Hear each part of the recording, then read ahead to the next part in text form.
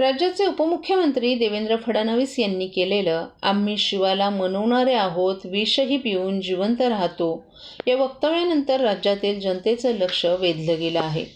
फडणवीस यांनी या विधानातून मराठा आरक्षणासह इतर महत्त्वाच्या प्रश्नांवर आपले विचार मांडले आहेत.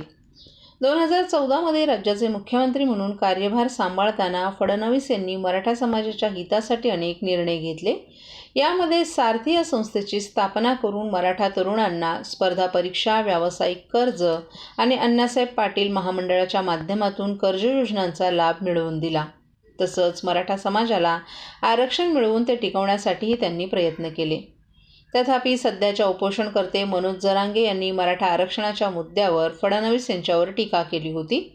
परंतु फडणवीस यांनी यावर संयमानं प्रतिक्रिया देत आपले कार्य प्रामाणिकपणे केले असल्याचं सांगितलं. विरोधकांनी अनेकदा आव्हानं निर्माण केली असली तरी फडणवीस यांनी सर्व संकटांना सामोरं जात राज्याच्या हिताचे निर्णय घेतलेत.